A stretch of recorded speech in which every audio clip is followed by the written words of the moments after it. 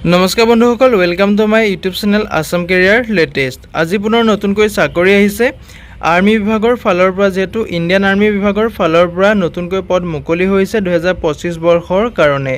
DGEMEৰ group C new recruitment আহিছে 2025ৰ কাৰণে। যদি আপুনি পদসমূহত আবেদন কৰিম বুলি ভাবিছে তেনেহ'লে ভিডিঅ'টো শেষলৈকে চাব, অলপো স্কিপ নকৰাকৈ। এই পদসমূহত আপুনি কেনেদৰে আবেদন কৰিব, আবেদন কৰিবলৈ আপোনাৰ বয়সৰ সময়সীমা কিমান লাগিব, এপ্লিকেশ্যন ফিজ কিমান কাটিব লাগিব, লগতে আপোনালোকৰ সিলেকশ্যন প্ৰচিডিউৰটো কেনেধৰণৰ হ'ব, সম্পূৰ্ণ তথ্য এই ভিডিঅ'টোতে আলোচনা কৰিম। ভিডিঅ'টো শেষলৈকে চাব, অলপো স্কিপ নকৰাকৈ। যদি ভিডিঅ'টো ভাল পায় তেনেহ'লে এটা লাইক কৰিব আৰু মোৰ চেনেলটোলৈ যদি প্ৰথমবাৰ কাৰণে আহিছে তেনেহ'লে চেনেলটো ছাবস্ক্ৰাইব কৰিবলৈ নাপাহৰিব। লগতে ভিডিঅ' ডেছক্ৰিপশ্যনত মই হোৱাটছআপ চেনেলৰ লিংক দিছোঁ, তাতো গৈ আপোনালোকে হোৱাটছআপ চেনেলটো ফ'ল' কৰি ল'ব, যাতে প্ৰতিদিনে জবৰ আপডেটসমূহ সকলোতকৈ আগতীয়াকৈ পাই থাকিব পাৰে। লগতে ভিডিঅ'টো সকলো বন্ধু বান্ধৱীলৈ শ্বেয়াৰ কৰি দিব, যাতে সকলোৱে জবৰ আপডেটসমূহ এই চেনেলৰ দ্বাৰা প্ৰতিদিনে পাই থাকিব পাৰে। যিহেতু ইণ্ডিয়ান আৰ্মি বিভাগৰ ফালৰ পৰা যিহেতু এটা বহুতেই ভাল সুবিধা আহিছে, সুযোগ আহিছে, এই সুবিধা সুযোগটো নেহেৰুৱাব। যদি আপুনি ইণ্ডিয়ান আৰ্মিত যাম বুলি ভাবি আছিলে বা ইণ্ডিয়ান আৰ্মি চাকৰি কৰিম বুলি ভাবি আছিলে তেনেহ'লে আপোনাৰ কাৰণে এটা বহুতেই ভাল সুবিধা আহিছে, সুযোগ আহিছে। গ্ৰেড 3 গ্ৰেড 4 লেভেলৰ পদসমূহ মুকলি হৈছে, বহুতে এটা ভাল সুবিধা আহিছে, সুযোগ আহিছে।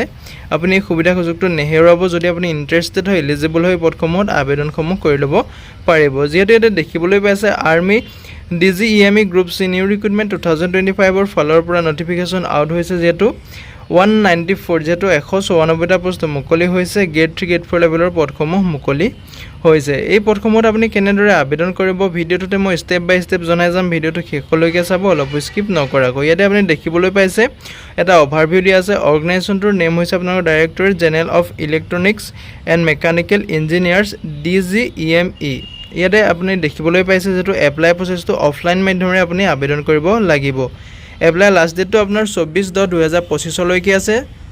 যেহেতু এপ্লাই লাষ্ট ডেটটো আপোনাৰ অক্টোবৰ মাহৰ 24 তাৰিখলৈকে লাষ্ট ডেট আছে। যদি আপুনি আবেদন কৰিব বিচাৰে অক্টোবৰ মাহৰ 24 তাৰিখলৈকে আপুনি আবেদনসমূহ কৰিব পাৰিব। পোষ্ট নামসমূহ হৈছে ইয়াত আপুনি দেখিবলৈ পাইছে ফায়াৰমেনৰ পোষ্ট আহিছে, লোৱাৰ ডিভিজন ক্লাৰ্কৰ পোষ্ট আহিছে, মেকানিকেল আহিছে, ট্ৰেডছমেন আহিছে, মেট আহিছে, ষ্ট'কিপাৰ আহিছে, লগতে আপোনালোকৰ কুকৰ পোষ্ট মুকলি হৈছে। যিহেতু আপোনালোকে ইয়াতে মই কৈছোঁৱে গ্ৰেড 3 গ্ৰেড 4 লেভেলৰ পদসমূহ মুকলি হৈছে। যদি আপুনি আবেদন কৰিব বিচাৰে ভিডিঅ' ডেছক্ৰিপশ্যনতে এপ্লিকেশ্যনৰ ফৰ্মৰ লিংক দিম, আপুনি তাতে গৈ এপ্লিকেশ্যন ফৰ্মখন ডাউনলোড কৰি ফিল আপ কৰি ছেল্ফ এটেষ্ট কৰি আপুনি যিটো এড্ৰেছ দিয়া আছে নটিফিকেশ্যন চেক আউট কৰিব, তাতে আপোনাৰ যিটো এড্ৰেছ দিয়া আছে তাতে আপুনি এপ্লিকেশ্যন ফৰ্মখন পঠাই দিব পাৰিব।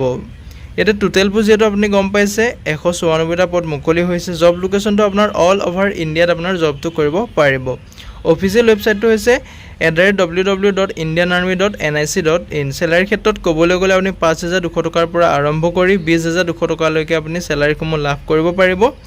লগতে আপোনালোকৰ এক্সট্ৰাকৈ বেনিফিট থাকিব, বহুতো সুবিধা থাকিব। যদি আপুনি ইণ্টাৰেষ্টেড হয়, এলিজিবল হৈ পদসমূহৰ প্ৰতি আবেদনসমূহ কৰিব পাৰিব। ইম্পৰ্টেণ্ট ডেটটো হৈছে আপোনালোকৰ যিটো এপ্লিকেশ্যন ষ্টাৰ্ট হৈছিলে আপোনাৰ 4 অক্টোবৰ তাৰিখে। যিহেতু 4 অক্টোবৰ তাৰিখৰ পৰা আবেদন প্ৰক্ৰিয়াটো ষ্টাৰ্ট হৈ গৈছে। লাষ্ট ডেটটো আছে আপোনালোকৰ 24 অক্টোবৰ তাৰিখলৈকে লাষ্ট ডেট আছে। যদি আপুনি আবেদন কৰিব বিচাৰে আবেদনসমূহ কৰি ল'ব পাৰিব। বয়সৰ সময়সীমা ক্ষেত্ৰত ক'বলৈ গ'লে মিনিমাম বয়সটো আপোনালোকৰ 18 বছৰৰ পৰা এই পদসমূহত আবেদন কৰিব পাৰিব। মেক্সিমাম বয়সটো আপোনাৰ 25 বছৰ বয়সলৈকে আবেদনসমূহ কৰিব পাৰিব। লগতে আপুনি এজ ইলেকশ্যনসমূহ লাভ কৰিব।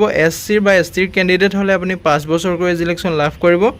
OBC MOBCৰ কেণ্ডিডেট হ'লে আপুনি 3 বছৰকৈ এজ ইলেকশ্যন লাভ কৰিব পাৰিব। যিহেতু গ্ৰেড 3 গ্ৰেড 4 লেভেলৰ পদসমূহ মুকলি কৰি দিয়া হৈছে, যদি আপুনি ইণ্টাৰেষ্টেড হয়, এলিজিবল হয়, আবেদনসমূহ কৰি ল'ব পাৰিব। এতিয়া মিনিমাম কোৱালিফিকেশ্যন আপোনাৰ এই পদসমূহত আবেদন কৰিবলৈ 10 পাছৰ পৰা আপুনি আবেদন কৰিব পাৰিব। লগতে আপোনালোকৰ 12 পাছলৈকে আবেদন কৰিব পাৰিব। যদি আপোনাৰ ITI আছে বা আপোনালোকৰ কম্পিউটাৰত আপোনাৰ আছে তেতিয়াহ'লে আপুনি প্ৰতিটো পোষ্টতে আবেদন কৰিব পাৰিব। কিন্তু মিনিমাম আপুনি 10 পাছ কৰি আপুনি পদসমূহত আবেদন কৰিব পাৰিব। মেক্সিমাম 12 পাছলৈকে আবেদন কৰিব পাৰিব। লগতে আপোনাৰ ITI চাৰ্টিফিকেট থাকিলেও পদসমূহত আবেদন কৰিব পাৰিব। যদি ভিডিঅ'টো চাই ভাল পালে এটা লাইক কৰিব আৰু মোৰ চেনেলটোলৈ যদি প্ৰথমবাৰ কাৰণে আহিছে তেনেহ'লে চেনেলটো ছাবস্ক্ৰাইব কৰি ল'বলৈ নাপাহৰিব, যাতে এই ধৰণৰ জবৰ আপডেটসমূহ প্ৰতিদিনে পাই থাকিব পাৰে। জয় হিন্দ, জয় অসম।